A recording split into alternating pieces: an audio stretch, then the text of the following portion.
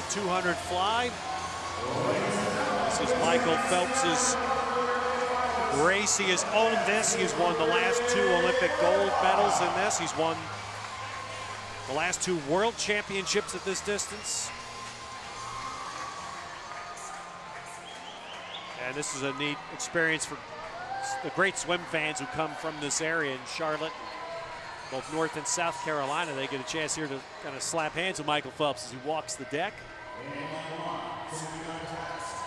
Not too many places you can say that would happen. You wouldn't see that in the NFL, would you? Oh, no.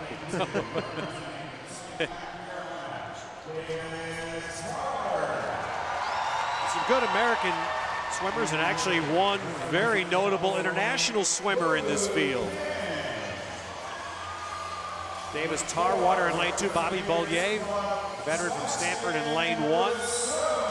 Tarwater, that Rowdy mentioned about the great 100 fly swim. This is the big name, Wu Peng. People's Republic of China, 3rd place in Shanghai last summer. Sebastian Russo, fastest prelim swim, South African native, swims to the University of Florida. Michael Phelps will come out of lane 5.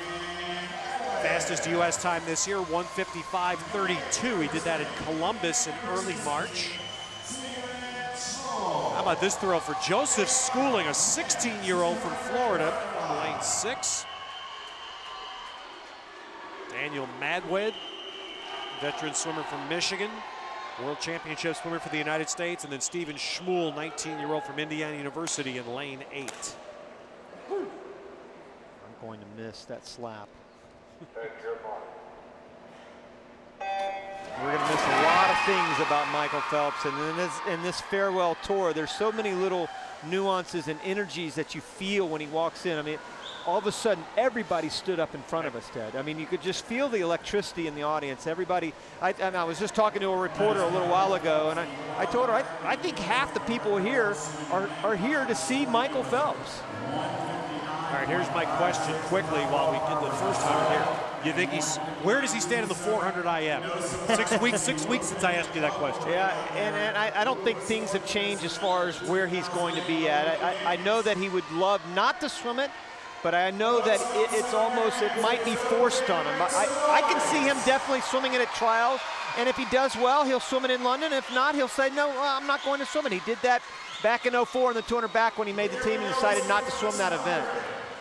Phelps coming in, and Phelps will, nope, Sebastian Russo actually has the lead with Phelps second and Wu Peng third, and don't lose Wu Peng up in lane 3. Bronze in Shanghai last summer. There's Michael right there, Russo right above him in lane 4. You know, Michael hasn't looked especially sharp. I talked to him right before the finals tonight, and he said, you know, I've got a long way to go, but I'm really looking forward to the next 6 weeks. And I think that kind of tells me he knows he'll turn sharp here. He kind of jammed that turn right there. He really has only hit 1 of the 3 turns so far.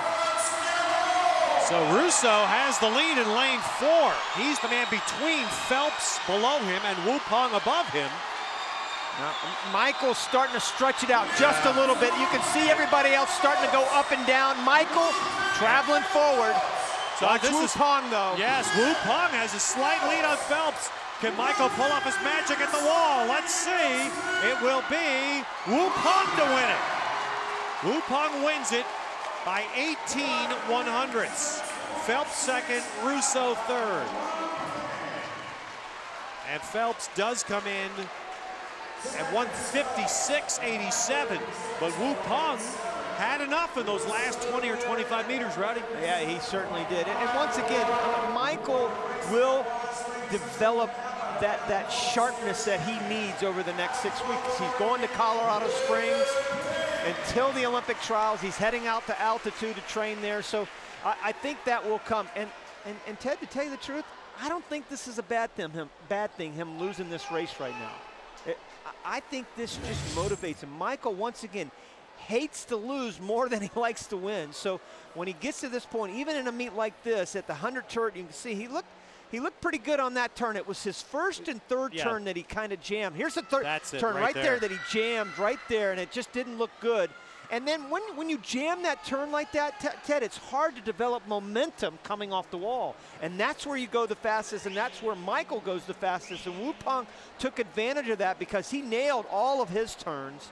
And that momentum that he carried from that last turn really helped him into that final 50. Part of the curse of being great is that when there's a rare thing like that, even I could see that, the turn, the 150 turn.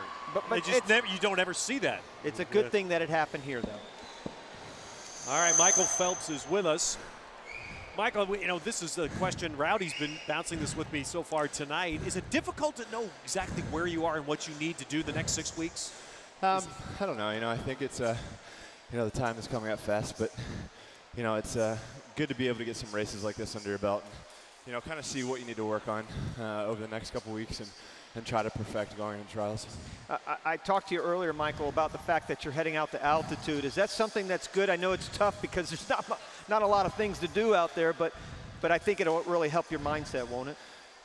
It's hard to say I'm looking forward to it, but I am. You know, I can get a lot of work done there, and you know, we've had great success, you know, coming down from altitude in the past. So, you know, we're gonna spend a couple weeks up there, and hopefully it works.